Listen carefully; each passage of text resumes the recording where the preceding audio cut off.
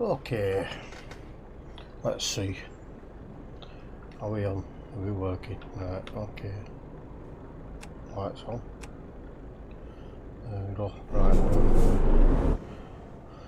gotta go and find a job.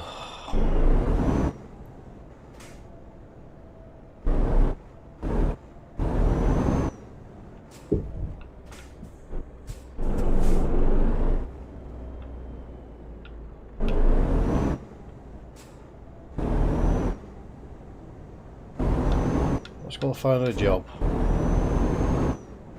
I'm in France, so I figured my foreign driving, drive on the right side of the road over in France.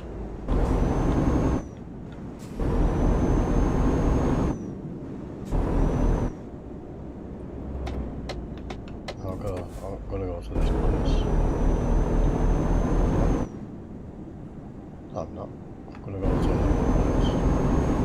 I'm gonna go to the other place, I decided.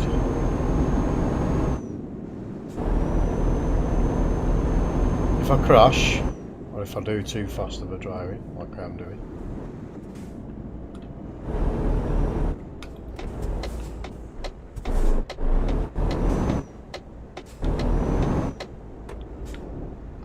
nearly crashed into that car. Okay, let's have a look, shall we?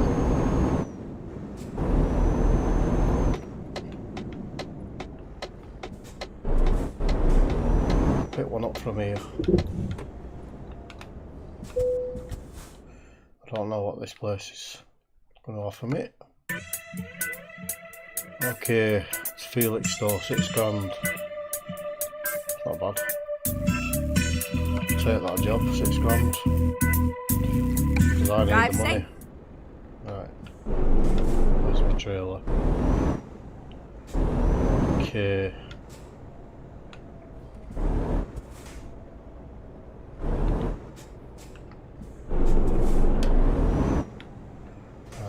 Back to the trailer. What am I doing? Reverse, boy. Reverse the right way. Right, okay. Let me just I have been drinking.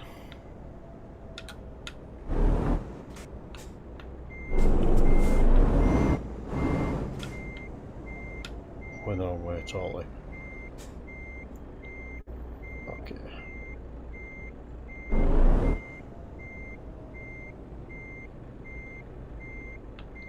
Not a problem.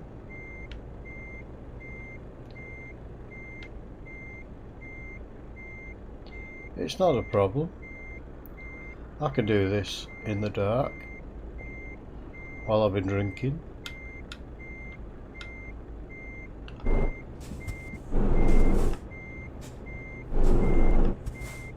We're not lined up. Okay.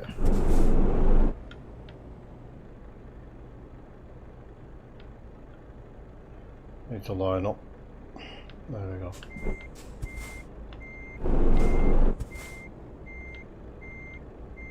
I've had a bit to drink and I'm driving. Right, we're off to Felix store apparently. Got to remember. Turn right. I'm in foreign land here.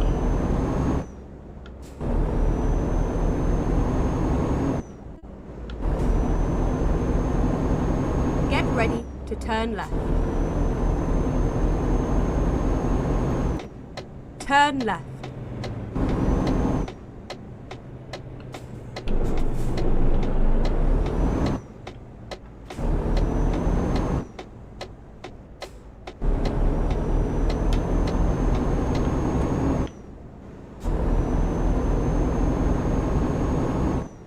Get ready to turn right.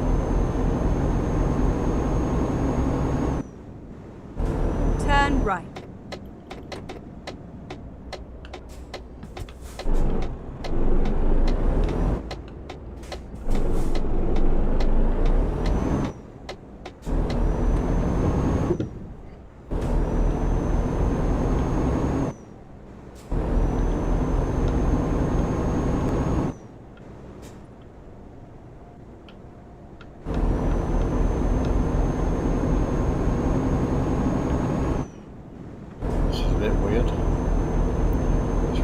out, going round the roundabout the wrong way because I'm not going round the right way.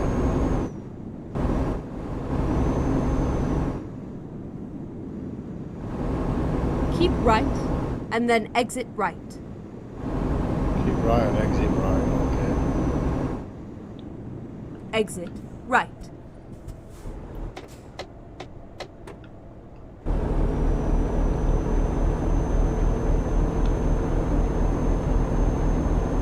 Keep right and exit right. I've got no power in this truck. Oh, what sort of a turning's this? Where am I going?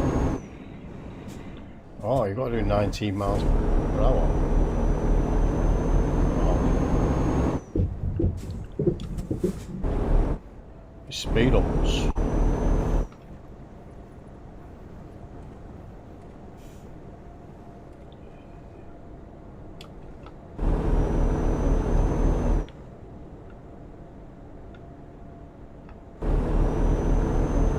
What's these speed humps here? Come around here now.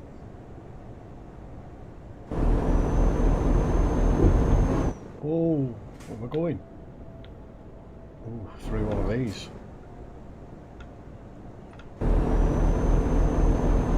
Where are we going? Gonna catch the ferry? Right, nice.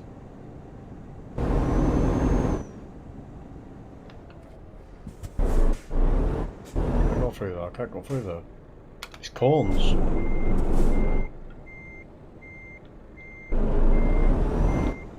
I didn't see the cones. I have to go through one of them. I'll go through that one, I think. I didn't see the cones.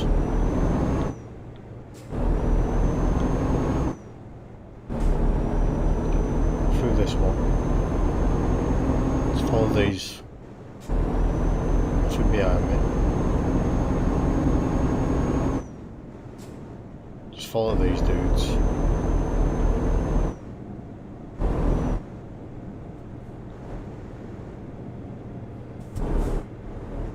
Don't think there's a speeding limit here.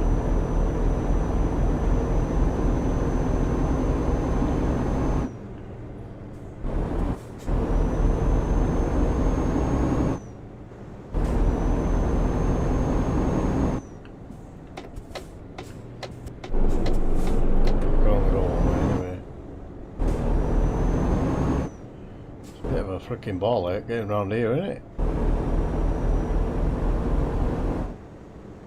I'm gonna have to catch a ferry. I can't the bloody Eurostar when I come down here.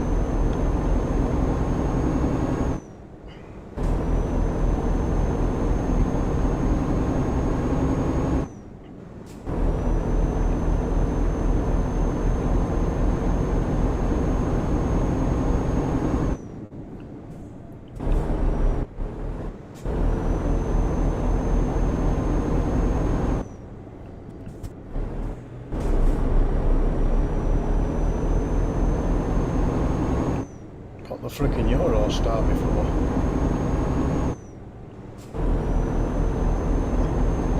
Am I on the right side here?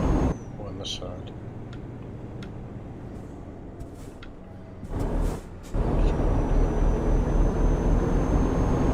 Faffing about? What are they waiting for? Gotta go up here. What's the way in? Or not? Let's go that way.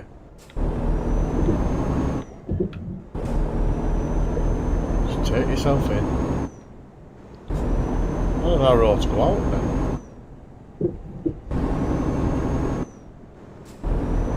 Come here, look. Oof. Embark. Never mind. I'll find a new route. Yeah, I'm about to find the new route. Let me Dover.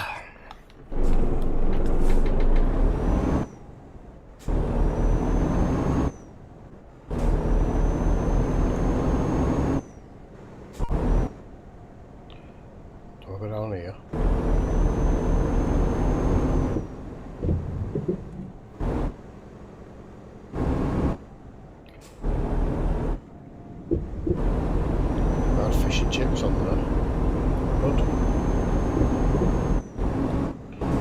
enjoyed it. Oh no! Oh, that were close. Where did he come from? Fucking hell, he just come from nowhere. I'm not supposed to see, it's dark. Hello?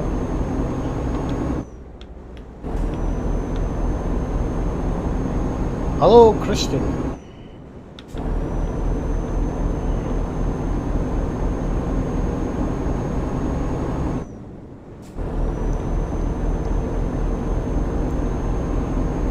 Welcome to the Trucking in the Dark.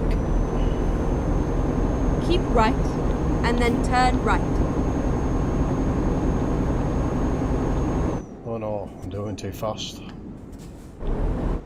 Turn right.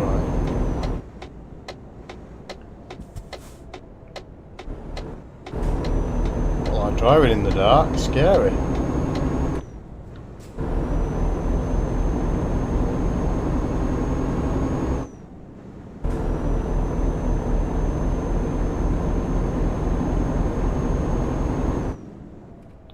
Red lights, Roxanne.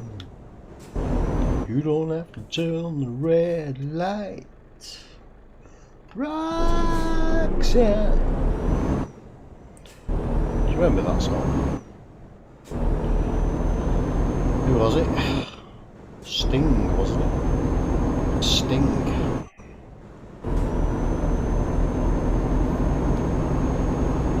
Remember, I should only be doing 30. Get ready to turn left.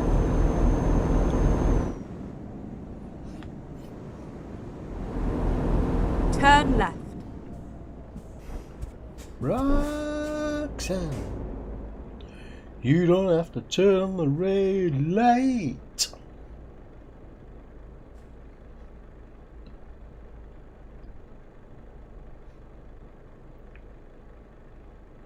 Oh no.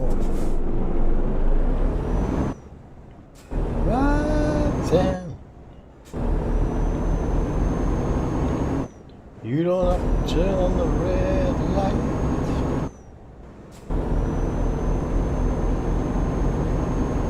Keep right, and then turn right.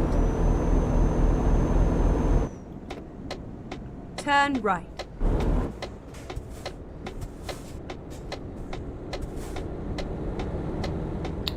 Oh.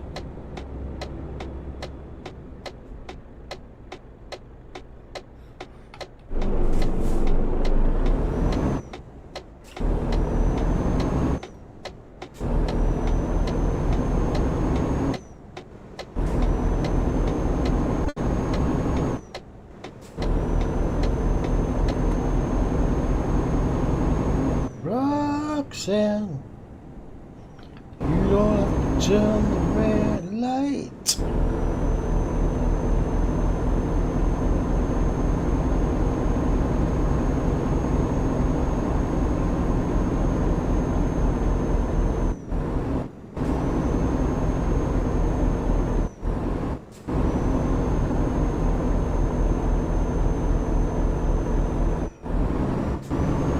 Oh, come on, get up this hill. My truck hates hills. It really does. It hates hills with a passion.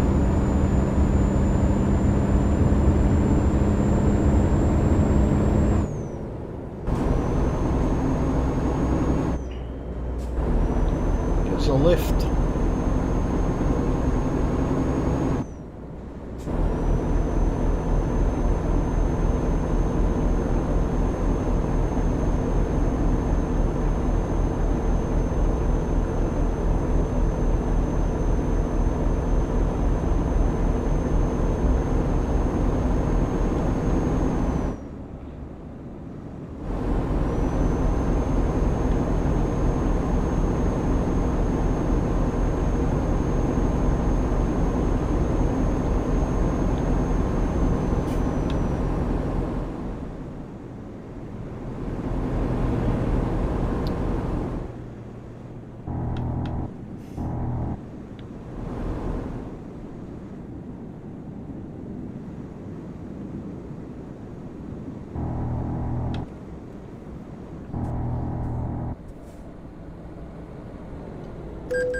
Go straight on.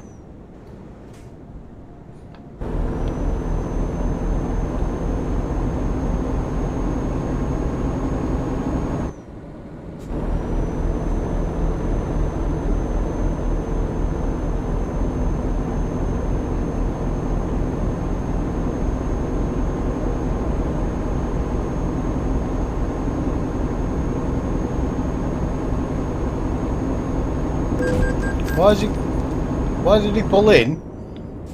Oh man.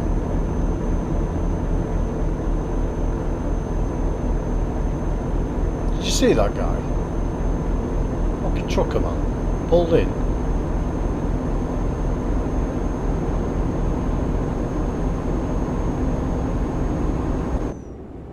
Oh, what's wrong with his traffic?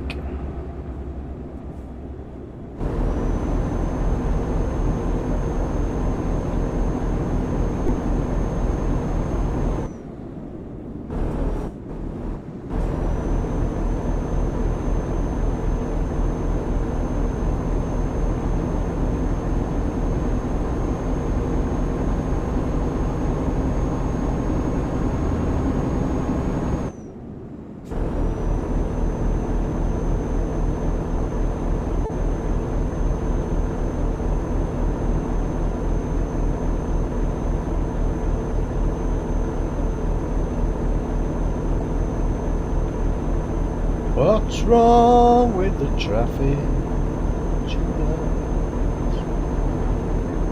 What's wrong with the traffic?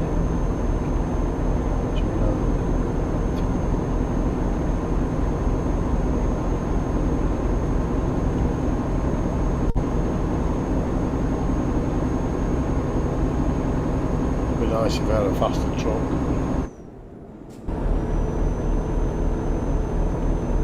But I can't afford one until I get my jobs in place.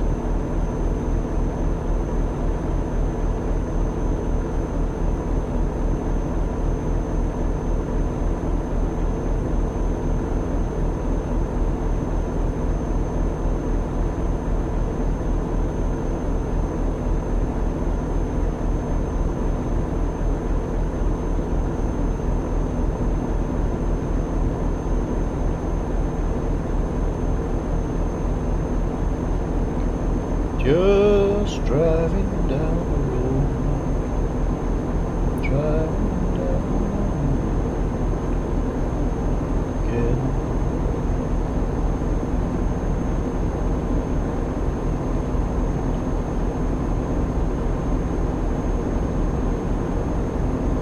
What happens if we put the radio on? Let's put the radio on. Obviously. Can't have nothing that's let's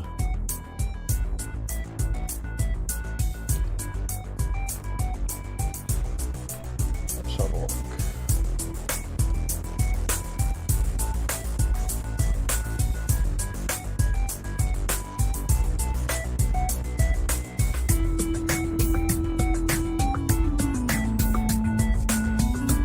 Shall we see what's on the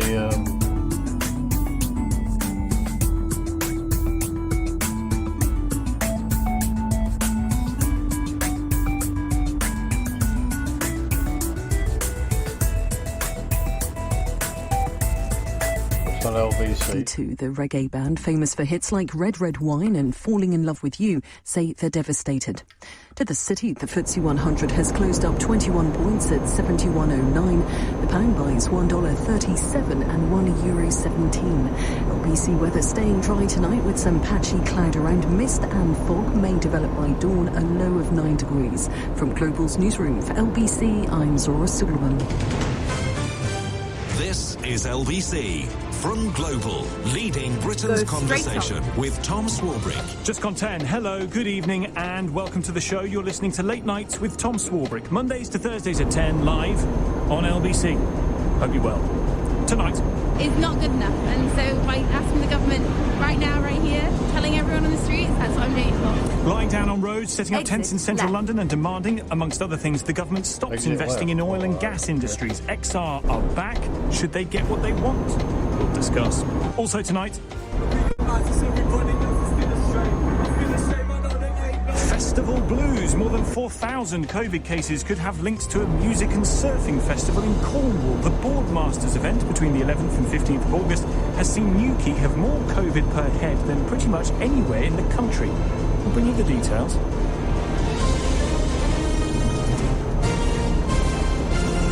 Very good evening to you. Tonight, the world's great powers are discussing how Turn best right. to get our people out of Kabul. The G7 will meet virtually tomorrow, and Boris Johnson will be, we're told, pressing Joe Biden to keep American troops in the country past August the 31st. But the collective might of the G7 is ultimately talking amongst themselves. The people with the final say, extraordinarily, are a bunch of Islamist thugs with a load of pickups and dodgy AK-47s. The Taliban, now in control of Kabul, have the power to decide how difficult to make this evacuation past August the 31st. And tonight, the Taliban are threatening consequences if there is an extension. If the US or the UK wanted to extend the 31st of August deadline in order to continue evacuations out of the country, would you agree to that? No. Why not? This is something you can say it's a red line. President Biden announced this evening that till 31st of August they will withdraw all their military forces. So if they extend it, that means they are extending the occupation. While there is no need for that, I think it will deteriorate the relation, that will create mistrust between us. If they are intent on continuing the occupation, so it will provoke reaction. Let's talk about the situation at the airport. People are very afraid of what life may look like under your rule. People are prepared to leave everything behind. They're prepared to risk their lives to leave the country. What would be your message to them? First, I assure you, it is not about their worry and not about their scale. Keep left and then this continue is straight about, on. they want their demand to resettle in Western countries. Go straight on. And that is a kind of economic migration, because Afghanistan is a poor country and 70% of the people of Afghanistan are living under the line of poverty. So everyone wants to resettle in Western countries to have a prosperous life. So that is, it is not about fear. That is the Taliban spokesperson speaking to Sky News in Doha in Qatar a little bit earlier today, threatening that there would be consequences if that withdrawal, that evacuation continued past August the 31st. That is, ladies and gentlemen, the Taliban having the Western world over a barrel. It is worth pausing on that alone, to be honest. The Taliban has us over a barrel, and it's not massively clear that the President of the United States cares all that much, seems all that fussed about it. So tonight, we are facing a modern-day Dunkirk. The British Prime Minister is asking for help to get our people out of a place that is about to fall into chaos. He, as Churchill did, is asking the American President for help, and it's not immediately clear what the President will do. Dunkirk was a complete failure, dressed up as a glorious retreat. 1,000 British soldiers died in that evacuation, and yet we tell ourselves that a sense of Britishness, of glorious retreat, is bound up in the story of the evacuation of Dunkirk. And I think Boris Johnson faces a not completely dissimilar set of choices. Perhaps the major difference is that we don't have the resources now to stay and evacuate our people beyond the deadline of the 31st of August on our own. If Boris Keep Johnson right feels compelled and then to stay, he continue will have straight to on. build a coalition to help him. Arguably, that's what NATO's there for, but they've gone missing too. Go straight on. If we do stay beyond the 31st, there is a very good chance that fighting with the Taliban would resume, and there is a chance that British troops may go.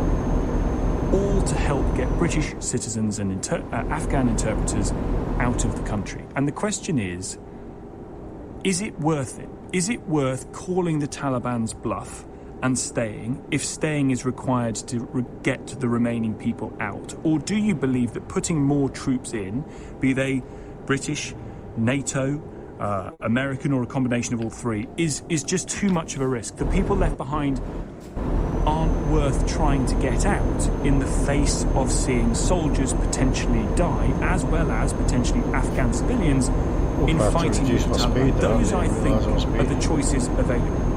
This Prime Minister, Boris Johnson, likes to make comparisons with Winston Churchill. Well, I'm afraid he is facing a modern-day Dunkirk now. What do you want the British Prime Minister to do? 0345 6060 973.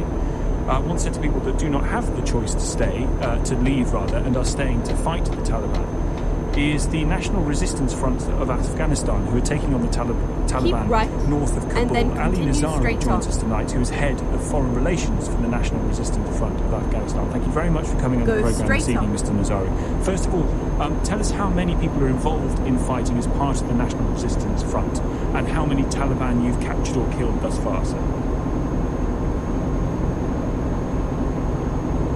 Thank you for having me on your program. So actual fighting hasn't started yet between the National Resistance Fronts of Afghanistan and the Taliban movement. However, we are prepared for any type of invasion. We have fortifications, we have set up our defenses, and just like in the 90s, we are prepared to defend our land, our people, our honor, everything that has value to us. As I understand it, Mr. Nazari, your group is surrounded by the Taliban in the area that you're fighting them. What is it about the Taliban that you oppose?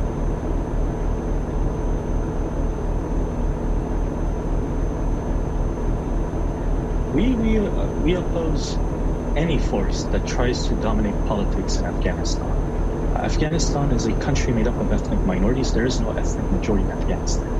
So in order to bring lasting peace and stability in this country, we have to accept this reality and create a power-sharing deal where power is justly and equally distributed amongst all citizens. Unfortunately, the Taliban have a narrative of dominance. They're trying to dominate the political landscape, and this is unacceptable to the vast majority of Afghanistan's people. And what then we believe is straight on. decentralization of power and resources Got to be from Kabul to the provinces, to the districts, to the village level, preservation of democracy, strengthening moderate and rationalist Islam instead of bringing radical and extremist views of Islam into our country, and sustaining and preserving the rights and freedoms of all citizens in Afghanistan. We should not sacrifice the freedoms that the people of Afghanistan has for the sake of stability. This does not make sense to the people of Afghanistan. They'll rise against any force, any group that tries to take away their freedoms, their rights as human beings, as citizens of this land. Do you think, therefore, based on what the Taliban has been like in the last 30, 40 years, that fighting within Afghanistan, amongst the people of Afghanistan with the Taliban, is now likely? So we prefer negotiations, we prefer peace settlements. We've extended an olive branch. There has been dialogue, there has been informal negotiations. We're trying peace first. If we're able to convince them, well, it takes time. If they're willing to seriously enter negotiations with us, if they show good faith, then however long it takes, we're willing to invest time and energy into peace. However, if they show in action that they're not interested in peace, that they are going to pursue aggression and invasion, then we're ready for any type of aggression that comes towards us. And we've shown this. Our track record in the past 40 years has shown anyone who has shown aggression against us have faced the defeat. What do you make then of a Taliban spokesperson, Mohammed Naeem, talking about whether violence is an option against the National Resistance Front, saying, quotes, "The final remedy is cauterization"? Well, they've been saying many things in We're the not media far in now. the past few Yeah, days. yeah. But again, once again, this At is the the roundup, only opportunity second for peace exit. that we have. The short window of opportunity to restart a new peace process and to Exit reach a now. political settlement What did I crash that into? is just, that is acceptable to all of Afghanistan citizens, to all What did I ethnic crash groups, into? is going to close upon us very soon. And they have the experiences from the 90s. They besieged didn't see Panjshir anything. in 1996, early 1997. This Keep did left not and then mean that turn Panjshir surrendered. However, the Oh, well, resistance continued, and that this Turn caused left. many other uprisings in other parts of the country. And ultimately, the resistance was Here we are. successful in Here 2001. we are. They were they lost Excellent. power and fled to the neighboring countries. What engagement have you had from the British government, from the American government, and what do you expect and want from them if this does turn violent in the short to mid-term, given that the President, Joe Biden, has said that American troops will not be fighting Afghan civil wars? Well, this isn't a civil war. Every day we're seeing an increased threat of international terrorism. Al-Qaeda has reemerged in Afghanistan. It's all over the country. We're seeing ISIS, an influx of foreign fighters under the banner of ISIS and Al-Qaeda throughout the country. We're seeing other splinter terrorist groups in Afghanistan. So this is, again, an international issue. It's not a civil war. This is what many people in the West do not understand. The moment you leave Afghanistan, it becomes your problem once again. And we are going to see many threats to U.S. and Western assets in the region. And ultimately, 9/11 might be repeated once again if Afghanistan is completely ignored and abandoned. So that means like it was in you, Mr. 1986. Zari, sorry to rush you in. The line is beating us, I'm afraid. But you will need support from Brits, America, from the Western world, from NATO, whomever, in order to mount what you say is an attack against not just Al-Qaeda themselves and for the way in which politics is done in Afghanistan specifically, but more broadly to defeat any terror threats that emerge in the country. Yes. Just how the U.S. full withdrawal in Iraq caused ISIS to take over many parts of the country, we have to be aware that the same thing might happen in Afghanistan. It might be much worse in Afghanistan, and that it will cause the Western countries to once again return to our region, to our country. So they have to be mindful of this, and they have to accept that this isn't an internal conflict of Afghanistan. It has an international dimension. And international terrorism isn't only the enemies of Afghanistan citizens, but it poses a threat to the region and to the West. What do you think any support from the British government would look like? It sounds very similar to the situation with some Kurdish fighters in parts of the Middle East when it comes to taking on ISIS, that they are there to help fight ISIS as well with support from British warplanes. Excellent. Is that what the kind of military support you're looking for? So we're looking for all sorts of assistance. This resistance will not be able to sustain itself. And that will without do. assistance. The first type of assistance that we're looking for at the moment is humanitarian aid. For what?